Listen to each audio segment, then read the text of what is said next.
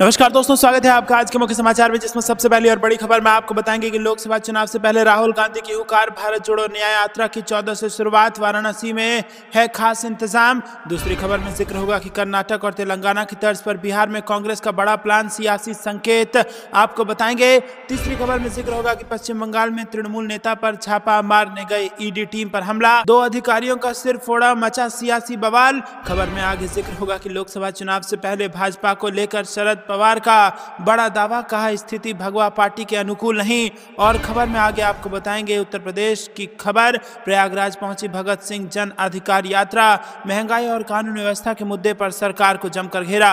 दोस्तों, तमाम बड़ी खबरों की गहराई में आपको ले जाएंगे, लेकिन उससे पहले अगर आपको भी ऐसा लगता है कि 2024 में ईवीएम के बिना होना चाहिए लोकसभा का चुनाव और इंडिया गठबंधन की बन जाएगी सरकार, तो वीडियो को लाइक करके चैनल को सब्सक्राइब कीजिए और बेल आइकन दबाकर कमेंट में लिखिए जय हिंद। रुक करते हैं सबसे पहली और बड़ी खबर की तरफ। लोकसभा चुनाव से पहले राहुल गांधी की हुकार, भारत जोड़ो न्याय यात्रा की 14 से शुरुआत, वाराणसी में है खास इंतजाम। जी हां दोस्तों, लोकसभा चुनाव से पहले एक बार फिर से राहुल गांधी देश की सड़कों पर उतरने वाले हैं। 14 जनवरी से राहुल गांधी के नेतृत्व में कांग्रेस की भारत जोड़ो न्याय यात्रा की शुरुआत होने वाली है। राहुल गांधी इस यात्रा की शुरुआत इस बार मणिपुर से करेंगे और फोकस रहेगा उत्तर प्रदेश। उत्तर प्रदेश में इस बार कांग्रेस के अहम चेहरों का जमघट लगने वाला है। कांग्रेस की भारत जोड़ो न्याय यात्रा 14 जनवरी को मणिपुर से शुरू हो रही है। ये यात्रा सोनभद्र चंदौली के रास्ते 14 व 15 फरवरी को वाराणसी पहुंचेगी। इस यात्रा की अगुवाई कर रहे सांसद व वरिष्ठ कांग्रेस नेता राहुल गांधी एक दिवसीय इस यात्रा के दौरान काशी में सर्वाधिक समय देंगे। हालांकि ये रात्रि प्रवास की उम्मीद कम जताई जा रही है, लेकिन इस दौरान बाबा विश्वनाथ मंदिर में दर्शन पूजन करना तय माना जा रहा है। राहुल गांधी के मिर्जापुर में रुकने की संभावना ज्यादा व्यक्त की जा रही है। आपको क्या कुछ लगता है दोस्तों, कमेंट में जरूर बताइए। वीडियो को लाइक नहीं किया तो लाइक जरूर कीजिएगा। रुक करते हैं ब्रेकिंग न्यूज की तरफ। कर्नाटक और तेलंगाना की तर्ज पर बिहार में कांग्रेस का बड़ा प्लान, सियासी संकेत आ रहे हैं सामने। जी हां दोस्तों, वर्ष 2023 में कर्नाटक और तेलंगाना विधानसभा चुनाव में कांग्रेस की जीत ने कांग्रेस की उम्मीदें वैसे प्रदेशों में भी जगा दी है जहां मुस्लिम मतदाताओं की संख्या अच्छी खासी है। इसमें वर्तमान में आंध्र प्रदेश पर कांग्रेस ने फोकस करना शुरू भी कर दिया है। वाईएसआर कांग्रेस पार्टी को पछाड़ने के लक्ष्य के साथ कांग्रेस इस अभियान में जुट गई है। वहीं माना जा रहा है कि उत्तर प्रदेश और बिहार जैसे राज्यों को लेकर भी कांग्रेस लॉन्ग टर्म प्लान पर काम करना शुरू कर चुकी है और इसकी योजना कुछ हद तक बिहार में राहुल गांधी की भारत जोड़ो न्याय यात्रा के रूट चार्ट के तहत देखकर समझी जा सकती है। दरअसल राहुल गांधी की भारत जोड़ो न्याय यात्रा बिहार के 7 जिलों से गुजरेगी, जो कुल 425 किलोमीटर की होगी। पहले चरण में पूर्णिया, अररिया, कटिहार और किशनगंज जैसे मुस्लिम बहुल जिलों से ये यात्रा पश्चिम बंगाल में प्रवेश करेगी। जाहिर है इसका प्रभाव सीमांचल और केसी क्षेत्र में अन्य दूसरे जिलों पर भी जरूर पड़ेगा।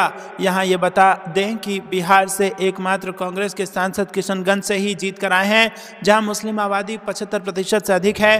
खास बात ये क्षेत्र मुख्य तौर पर आरजेडी, जेडीयू और एआईएमआईएम का गढ़ कहा जाता है। बता दें कि राहुल गांधी भारत जोड़ो न्याय यात्रा के दौरान 2 बार बिहार आएंगे और इसमें पहली बार इस यात्रा में वह पूर्णिया, अररिया और किशनगंज होते हुए पश्चिम बंगाल निकल जाएंगे, जबकि वहां से झारखंड, छत्तीसगढ़ होते हुए दोबारा बिहार में प्रवेश करेंगे। दूसरे चरण में मुस्लिम वोट बैंक को ध्यान में रखते हुए तैयार किया गया है। इसमें सासाराम, कैमूर और औरंगाबाद से यात्रा गुजरेगी। ऐसे में मुस्लिम मतों को कांग्रेस की ओर लाने का लॉन्ग टर्म प्लान भी स्पष्ट है, जो इंडिया अलायंस के दलों के लिए ही एक तरह से थ्रेट है। आपको क्या कुछ लगता है दोस्तों, कमेंट में जरूर बताइए। वीडियो लाइक नहीं किया तो लाइक जरूर कीजिएगा। रुक करते हैं ब्रेकिंग न्यूज की तरफ। पश्चिम बंगाल में तृणमूल नेता पर छापा मारने गई ईडी टीम पर हमला, 2 अधिकारियों का सिर फोड़ा, सियासी बवाल। जी हां दोस्तों, प्रवर्तन निदेशालय के अधिकारियों पर पश्चिम बंगाल में तृणमूल कांग्रेस के नेता शेख शाहजहां के समर्थकों ने शुक्रवार को हमला कर दिया और उनके वाहनों में तोड़फोड़ की। अधिकारी राशन वितरण घोटाले की जांच के संबंध में शाहजहां के उत्तर 24 परगना जिला स्थित आवास पर छापा मारने पहुंचे थे। एक अधिकारी ने बताया कि ईडी के अधिकारी राज्य में 15 स्थानों पर छापेमारी कर रहे हैं और शेख का आवास उनमें से एक है। अधिकारी ने बताया कि जब ईडी अधिकारी सुबह संदेश खली इलाके में शेख के आवास पर पहुंचे तो बड़ी संख्या में तृणमूल कांग्रेस के समर्थकों ने ईडी अधिकारियों को और उनके साथ आए केंद्र बलों के जवानों को घेर लिया। इसके बाद उन्होंने प्रदर्शन किया और फिर उन पर हमला कर दिया। प्रदर्शनकारियों ने टीम को वहां से जाने के लिए मजबूर कर दिया। ईडी अधिकारी किसी सुरक्षित स्थान पर पहुंचने के लिए अपने क्षतिग्रस्त वाहनों को वहीं छोड़कर ऑटो रिक्शा और दुपहिया वाहनों पर सवार होकर वहां से निकल गए। ईडी के 2 अधिकारियों को लगी चोट। उन्होंने बताया कि कम से कम 2 अधिकारियों को गंभीर चोट लग गई है और उन्हें अस्पताल ले जाना पड़ा। रुक करते हैं ब्रेकिंग न्यूज की तरफ। लोकसभा चुनाव से पहले भाजपा को लेकर शरद पवार का बड़ा दावा, कहा स्थिति भगवा पार्टी के खिलाफ। जी हां दोस्तों, आपको बता दें कि यहाँ पर बड़ी खबर आ रही है। राष्ट्रवादी कांग्रेस पार्टी के संस्थापक शरद पवार ने लोकसभा चुनाव से पहले देश में राजनीतिक स्थिति भाजपा के लिए अनुकूल नहीं बताया है। उन्होंने इसी के साथ भाजपा के 400 से ज्यादा सीटें जीतने के दावे को भी खारिज कर दिया है।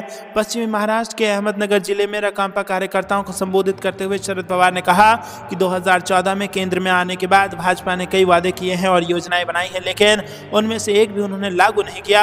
उन्होंने लोगों को धोखा दिया है। राकांपा प्रमुख ने बताया कि लोगों को अब इसका एहसास हो रहा है। उन्होंने कहा कि देश की स्थिति भाजपा के अनुकूल नहीं है। भाजपा नेताओं ने लोकसभा चुनाव में 543 में से 400 से अधिक सीटें जीतने का दावा किया, लेकिन फिलहाल कुछ राज्यों में भाजपा सत्ता में नहीं है। उन्होंने आगे कहा कि भाजपा केरल, तमिलनाडु, आंध्र प्रदेश, तेलंगाना, दिल्ली, पश्चिम बंगाल, बिहार और झारखंड में सत्ता में नहीं है। दोस्तों फटाफट से वीडियो लाइक कीजिए और कमेंट में लिखिए जय हिंद। रुक करते हैं अगली ब्रेकिंग न्यूज की तरफ। करनाल में बीजेपी नेता के घर ईडी की रेड जारी, दूसरे मकान में चल रही जांच, सेक्टर 13 में खंगाला था रिकॉर्ड। जी हां दोस्तों, हरियाणा में करनाल के भाजपा नेता मनोज वधवा के घर दूसरे दिन भी ईडी की रेड जारी है। टीम ने उनके सेक्टर 13 स्थित मकान में दस्तावेजों को खंगाला था और सुबह से सेक्टर 32-33 में उनका जो दूसरा मकान है वहां रिकॉर्ड को खंगाला जा रहा है। हालांकि रेड के दौरान क्या कुछ बरामद हुआ है इसका खुलासा भी अधिकारियों द्वारा नहीं किया गया है। रुक करते हैं अगली ब्रेकिंग न्यूज की तरफ। यूपी में बीजेपी के एक और एमएलए की विधायकी पर लटकी तलवार, कोर्ट ने सुनाई 2 साल की सजा। जी हां दोस्तों, पिछले ही महीने भाजपा के दुद्धी से विधायक रामदुलार गौड की विधानसभा सदस्यता रद्द होने के बाद अब एक और एमएलए की सदस्यता पर तलवार लटक गई है। बहराइच से बीजेपी विधायक सुरेश्वर सिंह को एसडीएम को धमकाने के मामले में अदालत ने 2 साल की सजा सुना दी है। विधायक पर 2500 रुपए का जुर्माना भी लगाया गया है। सुरेश्वर सिंह पर यह मामला 2002 में दर्ज किया गया था। 2 या 2 से अधिक साल की सजा होने पर जनप्रतिनिधित्व कानून के तहत विधानसभा की सदस्यता चली जाती है। सजा सुनाए जाने के दौरान विधायक कोर्ट में मौजूद नहीं थे। विधायक सुरेश्वर सिंह के खिलाफ 21 साल पहले थाना हरदी में तत्कालीन एसडीएम महसी ने मुकदमा दर्ज कराया था। उन पर एसडीएम कार्यालय में घुसकर सरकारी कार्य में बाधा पैदा करने और अधिकारी से दुर्व्यवहार करने और एसडीएम को बाहर निकालने के साथ ही धमकी देने का आरोप लगा था। अपर सिविल जज प्रवरखंड सीजेएम एमपी एमएलए कोर्ट के न्यायाधीश अनुपम दीक्षित के न्यायालय में मामला चल रहा था। रुक करते हैं अगली ब्रेकिंग न्यूज की तरफ। नीतीश कुमार का रास्ता साफ, जल्द बनाए जा सकते हैं इंडिया के संयोजक, सीट शेयरिंग का होगा फार्मूला। जी हां दोस्तों, आपको बता दें कि ईडी गठबंधन की शनिवार को होने जा रही बैठक, वर्चुअल बैठक में मुख्यमंत्री एवं जेडीयू के राष्ट्रीय अध्यक्ष नीतीश कुमार के इस गठबंधन का संयोजक बनने की घोषणा हो सकती है और कांग्रेस के राष्ट्रीय अध्यक्ष मल्लिकार्जुन खड़गे इसका संचालन करेंगे। इसमें नीतीश कुमार सहित गठबंधन के सभी घटक दल के प्रमुख शामिल होंगे। सूत्रों ने बताया कि घटक दलों को इसकी जानकारी दे दी गई है, उन्हें एजेंडा भी बता दिया गया है और संयोजक की घोषणा पहला एजेंडा हो सकता है। दोस्तों वहीं पर इसके अलावा नीतीश कुमार के फार्मूले पर भी चर्चा हो सकती है और फार्मूले के तहत भाजपा के एक के मुकाबले विपक्ष का एक उम्मीदवार देने पर भी बातचीत होगी। नीतीश लंबे अरसे से कह रहे हैं कि घटक दलों के बीच लड़ने वाली सीटों का बंटवारा जल्द से जल्द हो। सूत्रों ने बताया कि नीतीश कुमार के संयोजक बनने पर सभी दलों की सहमति मिलने के बाद ही बैठक की तिथि तय की गई है। दोस्तों आपको क्या कुछ लगता है कमेंट में बताइए। वीडियो को लाइक नहीं किया तो लाइक जरूर कीजिएगा। रुक करते हैं अगली ब्रेकिंग न्यूज की तरफ। जनता की उम्मीदों पर खड़ा नहीं उतरी मोदी सरकार, चुनाव में बाहर का रास्ता दिखाना जरूरी, खड़गे का बयान। जी हां दोस्तों, कांग्रेस अध्यक्ष मल्लिकार्जुन खड़गे ने प्रधानमंत्री मोदी के नेतृत्व वाली सरकार को नकारा करार देते हुए कहा कि 10 साल के कार्यकाल में भारतीय जनता पार्टी सरकार के नाम कोई उल्लेखनीय उपलब्धि नहीं है और उसने कांग्रेस के आधुनिक भारत बनाने के प्रयास को नजरअंदाज कर देश का बड़ा नुकसान किया है। खड़गे ने यहां पार्टी मुख्यालय में कांग्रेस के प्रदेश अध्यक्षों, विधायक दल के नेताओं तथा पार्टी के वरिष्ठ पदाधिकारियों की बैठकों को संबोधित करते हुए कहा कि मोदी सरकार जनता की उम्मीदों पर खड़ा नहीं उतरी है, इसीलिए 2024 के आम चुनाव में उसे बाहर का रास्ता दिखाना जरूरी है। उन्होंने कहा कि भाजपा सरकार ने पिछले 10 साल में एक भी ऐसा काम नहीं किया है जिसे मील का पत्थर कहा जा सके। वो कांग्रेस के नेतृत्व वाली संयुक्त प्रगतिशील गठबंधन सरकार के जमाने की योजनाओं का नाम और रूप बदलने का काम करते रहे हैं। सार्वजनिक क्षेत्र की कंपनियों और बड़े संस्थाओं को बेच रहे हैं। देश की लाइफलाइन रेलवे से लेकर हर संस्था को तबाह किया है। ईडी, सीबीआई, आईटी जैसी संस्थाओं का खुलेआम दुरुपयोग कर रहे हैं। प्रधानमंत्री का आज तक मणिपुर ना जाना बताता है कि ये राष्ट्रीय सवालों पर कितने गैर जिम्मेदारी से काम करते हैं। मल्लिकार्जुन खड़गे ने कहा कि मोदी सरकार आधुनिक भारत बनाने में कांग्रेस के योगदान को नजरअंदाज करने का लगातार प्रयास कर रही है। हमें उनको ठोस जवाब देना है। पार्टी संगठन को मजबूत करने के लिए कई जरूरी काम किए हैं। लोकसभा चुनाव के लिए संगठन को तैयार करने के लिए 28 राज्यों के नेताओं के साथ विस्तार से बैठक की है। रात दिन परिश्रम करके 24 के चुनाव में हम लोग वैकल्पिक सरकार देने में सक्षम होंगे। जहां हम कमज़ोर हैं वहां कुछ खास जनाधार वाले लोगों और सीटों की पहचान होनी चाहिए। तो दोस्तों यहाँ पर आपको बता दें कि ज़बरदस्त बयान दिया है खड़गे ने और कहा है कि जनता की उम्मीदों पर खड़ा नहीं उतरी है मोदी सरकार और चुनाव में बाहर का रास्ता अब इनको दिखाना ज़रूरी है। आप भी अगर मल्लिकार्जुन खड़गे की इस बात का समर्थन करते हैं तो वीडियो को लाइक जरूर कीजिएगा। रुक करते हैं अगली ब्रेकिंग न्यूज़ की तरफ। इंडिया गठबंधन के भीष्म पितामह बने लालू यादव, खड़गे ममता समेत कई नेताओं को लगा दिया फोन, कई मुद्दों पर की चर्चा। जी हां दोस्तों, लोकसभा चुनाव के पहले विपक्षी एकता को लेकर लगातार सवाल उठ रहे हैं। नीतीश कुमार को इंडिया गठबंधन का संयोजक बनाए जाने का मामला भी तूल पकड़ रहा है। ऐसी ही चर्चा और उठते सवालों के बीच आरजेडी सुप्रीमो लालू प्रसाद एक बार फिर सक्रिय हो गए हैं। वो इस बार भीष्म पितामह के रूप में सामने आए हैं। बुधवार को लालू यादव ने कांग्रेस अध्यक्ष मल्लिकार्जुन खड़गे समेत इंडिया के कई नेताओं से बारी बारी से फोन कर बात की। आरजेडी सूत्रों से मिली जानकारी के अनुसार लालू यादव ने बुधवार को कांग्रेस अध्यक्ष मल्लिकार्जुन खड़गे के साथ ही पश्चिम बंगाल की मुख्यमंत्री ममता बनर्जी, उत्तर प्रदेश के पूर्व मुख्यमंत्री अखिलेश यादव के साथ ही शिवसेना प्रमुख उद्धव ठाकरे से फोन पर बात की। लालू प्रसाद की इन नेताओं से लोकसभा की सीटों के बंटवारे को लेकर लंबी बात हुई। सूत्रों की माने तो लालू प्रसाद ने इंडी गठबंधन के पार्टियों के बीच सीटों का बंटवारा जल्द से जल्द करने की बात कही। साथ ही कहा कि ये इंडिया की अगली बैठक की तिथि जल्द से जल्द निर्धारित हो ताकि इस कार्य को प्राथमिकता में किया जा सके। लालू प्रसाद यादव ने फोन पर चर्चा के दौरान नीतीश कुमार को इंडिया का संयोजक बनाने को लेकर भी अपनी बात रखी और कहा जा रहा है कि उनका मानना है कि नीतीश कुमार को संयोजक बनाए जाने में किसी को आपत्ति नहीं होनी चाहिए। रुक करते हैं ब्रेकिंग न्यूज़ की तरफ। हिट एंड रन कानून का विरोध, कैथल में ट्रांसपोर्टरों की हड़ताल, पिछले 5 दिन से नहीं घूमे ट्रकों के पहिए। जी हां दोस्तों, पिछले 5 से जारी ट्रांसपोर्ट की हड़ताल के कारण जिले में करीब 22 करोड़ रुपए का कारोबार प्रभावित हुआ है। ट्रक यूनियन के अधिकारियों का कहना है कि सरकार उन्हें केवल मौखिक रूप से ही आश्वासन दे रही है लेकिन लिखित में कोई आश्वासन नहीं दिया है।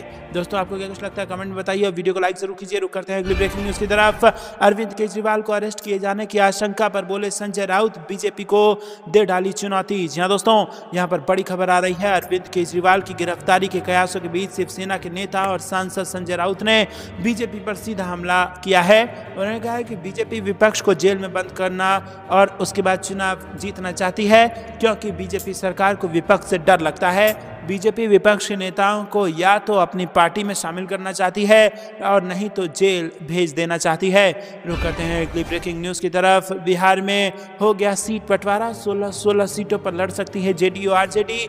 नीतीश संग तेजस्वी ने की हर सीट पर चर्चा। जी हां दोस्तों, आपको बता दें कि यहाँ पर बिहार के सत्ताधारी महागठबंधन में शामिल जेडीयू आरजेडी और अन्य दलों के बीच लोकसभा चुनाव के लिए सीटों का बंटवारा करीब करीब हो गया है। सूत्रों ने बताया कि जेडीयू और आरजेडी आगामी लोकसभा चुनाव में 16 सीटों पर चुनाव लड़ सकती है, जबकि उसके अन्य सहयोगी दल कांग्रेस और लेफ्ट पार्टियां 8 सीटों पर उम्मीदवार खड़े कर सकती है। वहीं दोस्तों सूत्रों के मुताबिक ये सहमति आरजेडी प्रमुख लालू प्रसाद यादव के छोटे बेटे और डिप्टी सीएम तेजस्वी प्रसाद यादव और मुख्यमंत्री नीतीश कुमार के बीच में बनी है। दोस्तों आपको बता दें कि तेजस्वी ने गुरुवार को दोपहर में एक अणे मार्ग स्थित मुख्यमंत्री आवास पहुंचकर सीएम नीतीश कुमार से मुलाकात की थी और सीट बंटवारे के मुद्दे पर राज्य की सभी 40 सीटों पर चर्चा की।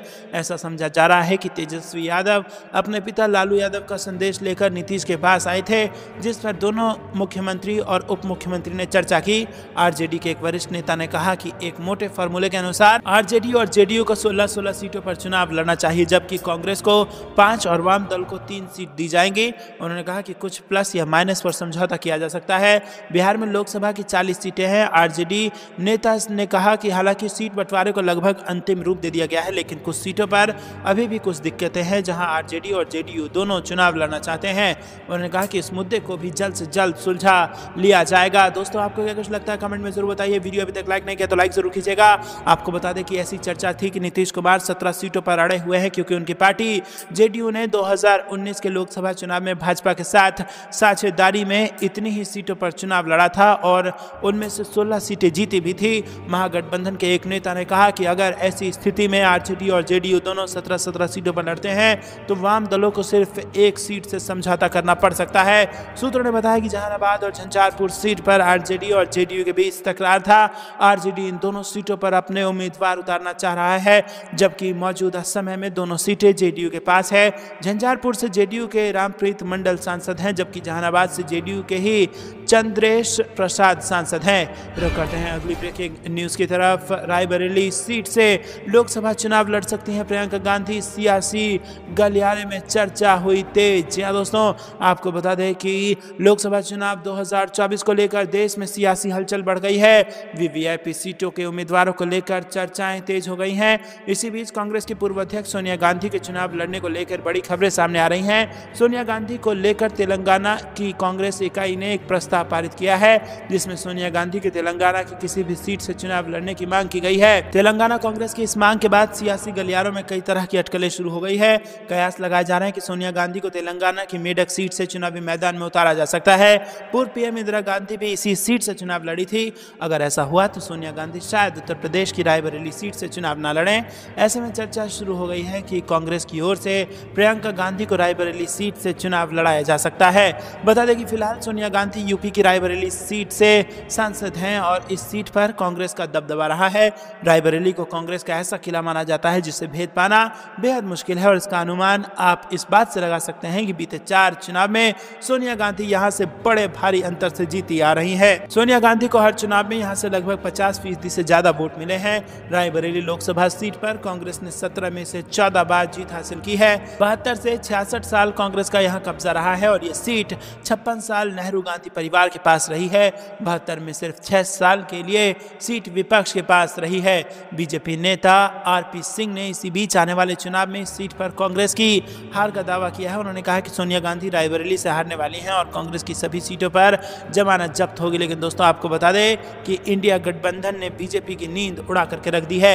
रुक करते हैं अगली ब्रेकिंग न्यूज की तरफ। हम भाजपा से नहीं ईवीएम से हारे, त्रिवेदी का बड़ा बयान। जी हाँ दोस्तों, आपको बता दें कि ईवीएम को लेकर फिर से बड़ी खबर आ रही है, जहां पर आपको बता दें कि छत्तीसगढ़ के चुनाव के नतीजों ने सबको चौंका दिया और उसके बाद छत्तीसगढ़, मध्य प्रदेश और राजस्थान तीनों ही जगह जो चुनाव के नतीजा है उसके बाद ईवीएम को लेकर भी खबरें सामने आने लगी। ईवीएम पर भी हमला तेज हो गया और अब 2024 के लोकसभा चुनाव में ईवीएम के इस्तेमाल से तमाम विपक्षी पार्टियां कतरा रही हैं, घबरा रही हैं और चुनाव आयोग से लगातार ये मांग है कि ईवीएम के प्रयोग को रोक दिया जाए और बैलेट पेपर से चुनाव 2024 के कराए जाएं। इसी बीच अब यहाँ पर बड़ा बयान कांग्रेस नेता ने दिया है और कहा है कि हम भाजपा से नहीं ईवीएम से हारे हैं। तो दोस्तों, क्या आपको भी ऐसा लगता है कि कांग्रेस पार्टी भाजपा से नहीं ईवीएम से हारी है?